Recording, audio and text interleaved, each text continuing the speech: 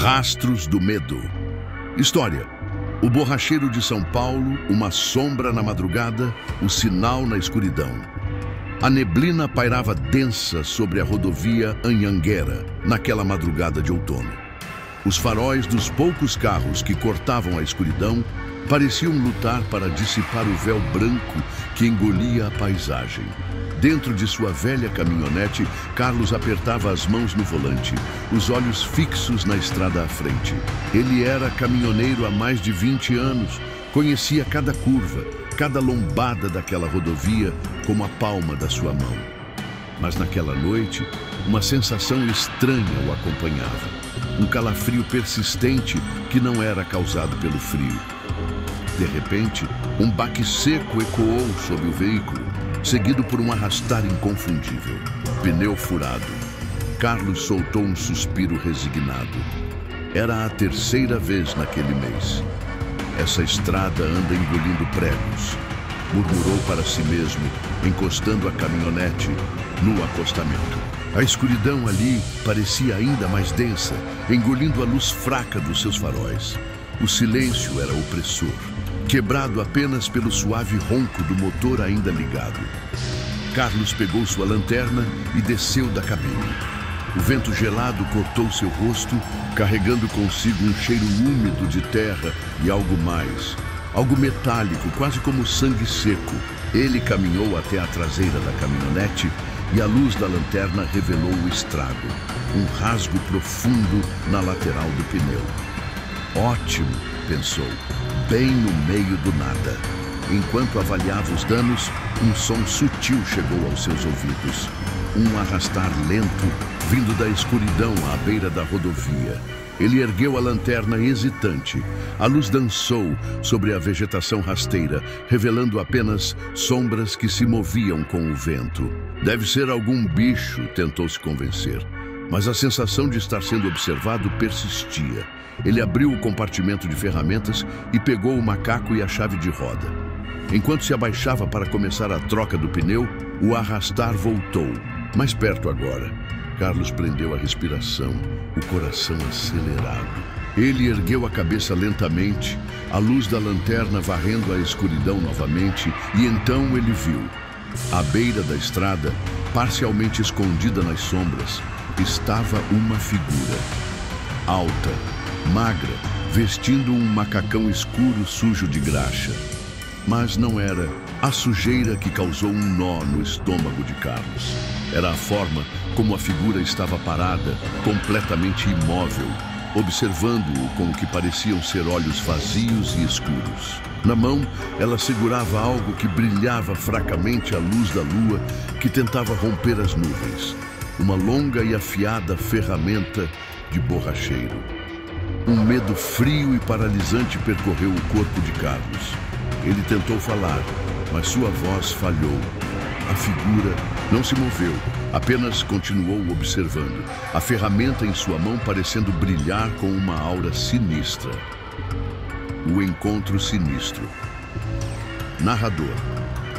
Carlos sentiu o sangue gelar nas veias. Quem era aquela figura?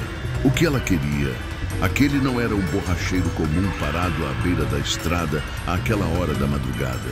Havia algo de terrivelmente errado naquela presença silenciosa e naquele olhar vazio. Lentamente, a figura começou a se mover. Um passo hesitante, depois outro. O arrastar que Carlos havia ouvido antes era o som de seus pés se movendo sobre o asfalto áspero.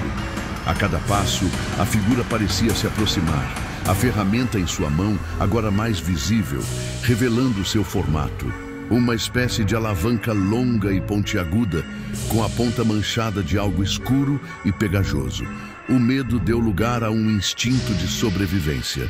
Carlos se levantou bruscamente, largando a chave de roda. Ele precisava sair dali, precisava voltar para a segurança da sua cabine. Mas suas pernas pareciam feitas de chumbo e o olhar fixo da figura o mantinha paralisado. Quem é você? Carlos conseguiu balbuciar, a voz rouca e trêmula.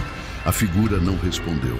Continuou avançando lentamente, o silêncio da madrugada amplificando o som de seus passos arrastados.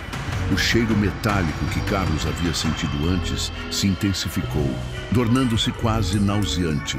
Desesperado, Carlos pegou a lanterna e apontou a luz diretamente para o rosto da figura. Mas não havia rosto.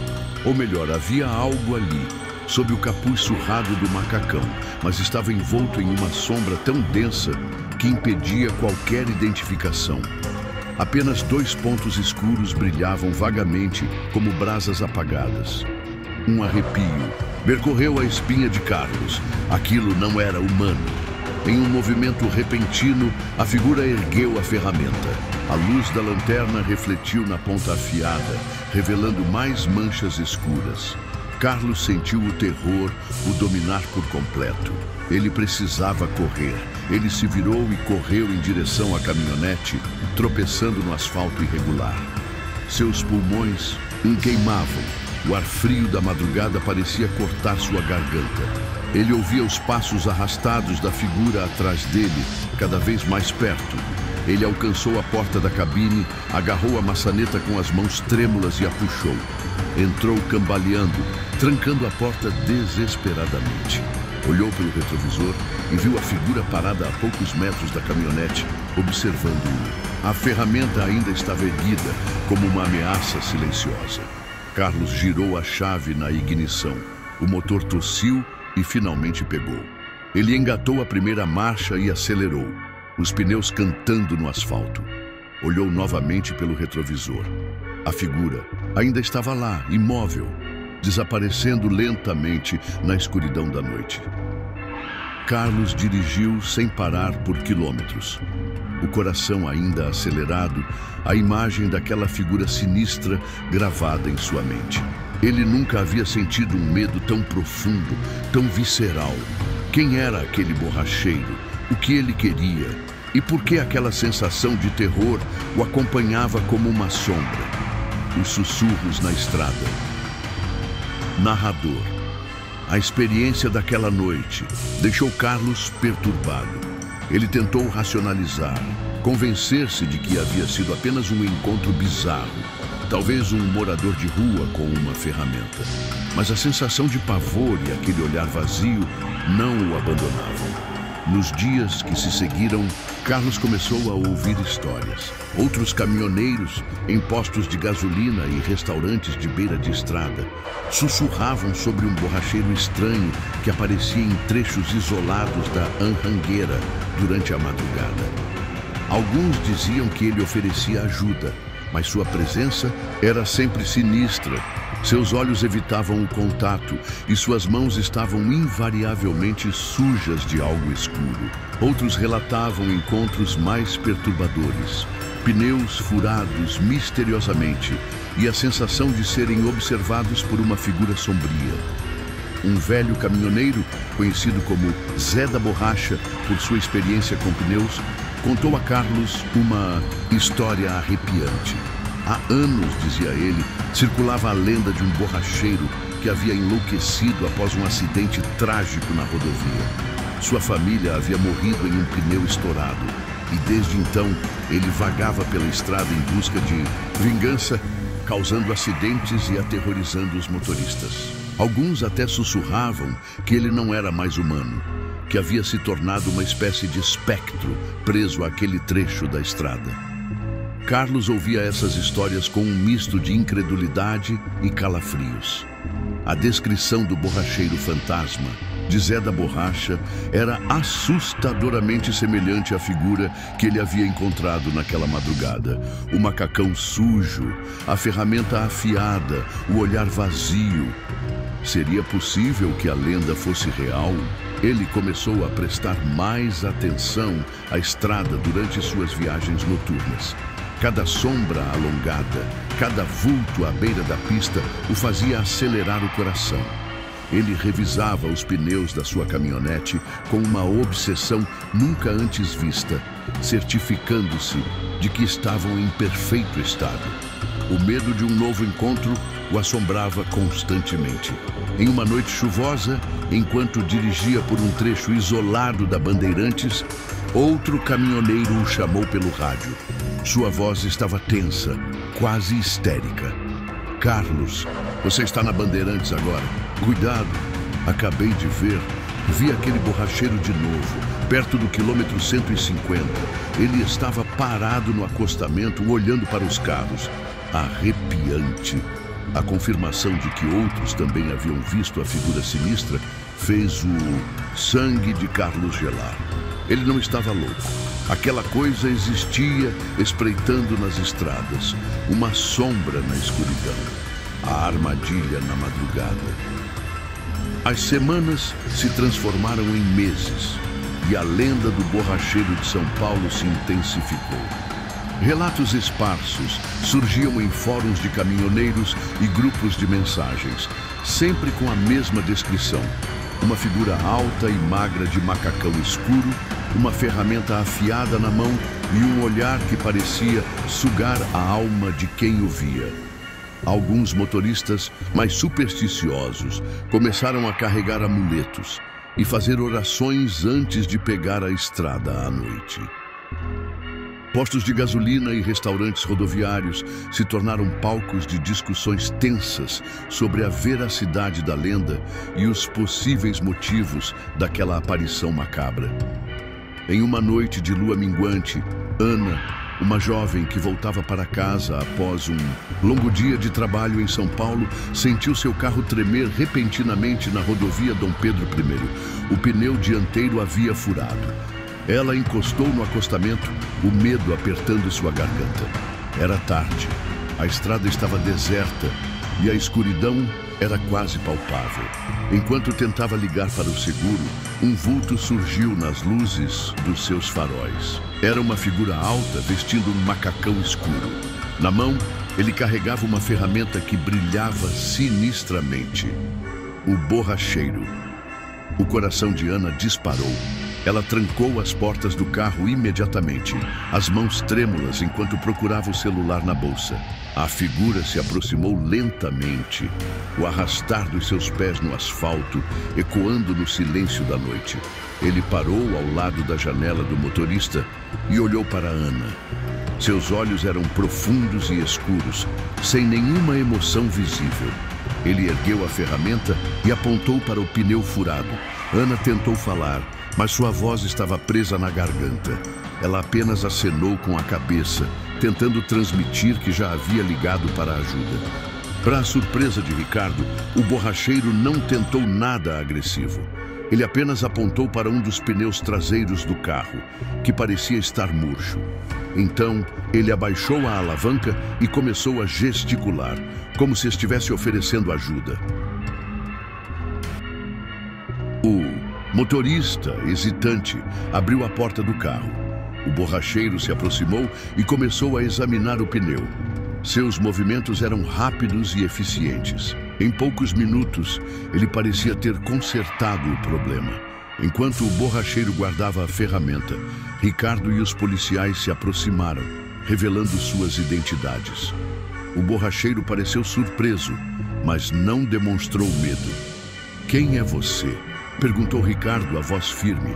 "Sabemos das histórias sobre você." O borracheiro permaneceu em silêncio por um momento, seus olhos fixos no chão. Então, lentamente, ele levantou a cabeça e olhou para Ricardo. Pela primeira vez, o detetive conseguiu ver seus olhos claramente. Eles eram profundos e tristes, carregando o peso de uma dor antiga. "Meu nome é Manuel", ele disse, a voz rouca e baixa. Manuel Ferreira. A confissão na madrugada. Ricardo e os policiais levaram Manuel para um posto policial próximo. Durante o interrogatório, Manuel contou sua história, a voz embargada pela emoção. Ele confirmou ser o borracheiro que havia perdido sua família naquele trágico acidente na Anhanguera há 20 anos. Após a morte da esposa e da filha, Manuel disse que sua vida havia perdido o sentido. Ele se sentia culpado, como se pudesse ter feito algo para evitar a tragédia. A dor o consumiu, transformando-o em um homem solitário e desesperançoso. Ele começou a vagar pelas estradas à noite, o único lugar onde se sentia um pouco mais perto delas. Ele carregava consigo as ferramentas de seu antigo ofício. uma lembrança constante de sua vida antes do acidente. Manuel negou categoricamente ter causado os pneus furados ou ter a intenção de machucar alguém. Ele disse que muitas vezes encontrava motoristas em apuros e, por um impulso, oferecia ajuda. Era sua maneira de tentar expiar a culpa que o corroía, de fazer algo de útil em meio à sua dor. Quanto à sua aparência sombria e ao silêncio, Manuel explicou que a tristeza o havia isolado do mundo. Ele não conseguia mais manter contato visual ou conversar normalmente com as pessoas. A dor era uma sombra constante que o envolvia. Ricardo ouviu o relato de Manuel com atenção, tentando discernir a verdade em meio àquela história trágica. Havia algo genuíno em suas palavras, uma dor profunda que parecia transbordar de seus olhos. No entanto, restavam algumas perguntas sem respostas. Quem ou o que estava causando os pneus furados misteriosos? E por que tantos motoristas sentiam uma sensação tão intensa de medo e mal-estar na presença de Manuel? Enquanto Ricardo ponderava sobre essas questões, um dos policiais trouxe um objeto que havia sido encontrado no carro de Manuel. Um pequeno amuleto feito de borracha e metal retorcido. Era um objeto estranho, quase macabro. Ao ver o amuleto, o rosto de Manuel se contorceu em uma expressão de angústia. Ele pegou o objeto com as mãos trêmulas e explicou que era uma lembrança de sua filha, que gostava de criar pequenas esculturas com pedaços de borracha encontrados na oficina do pai. Naquele momento, Ricardo percebeu uma peça crucial do quebra-cabeça. Os pneus furados misteriosos. E se não fossem causados por Manuel? E se houvesse outra presença sombria na estrada, aproveitando a lenda do borracheiro para seus próprios propósitos? A outra sombra na estrada. Narrador, a revelação de Manuel lançou uma nova e sombria luz sobre o mistério do borracheiro de São Paulo. Se ele não estava causando os acidentes, quem ou o que estava aterrorizando os motoristas? Ricardo intensificou a investigação, revisando os relatos de avistamentos e os casos de pneus furados. Ele percebeu um padrão perturbador. Os incidentes mais sinistros, aqueles que envolviam uma sensação de pavor inexplicável, e até mesmo relatos de vultos sombrios, pareciam ocorrer em um trecho específico da Anhanguera, próximo ao local do acidente que vitimou a família de Manuel. Ricardo decidiu visitar o local do acidente novamente, desta vez durante a madrugada. Ele queria sentir a atmosfera daquele trecho da estrada, tentar captar qualquer vestígio de algo sobrenatural. A noite estava fria e escura, a neblina pairando sobre a pista como um sudário. Ao se aproximar do ponto exato do acidente, Ricardo sentiu um calafrio percorrer sua espinha. Havia algo de estranhamente pesado no ar, uma sensação opressora de tristeza e perda.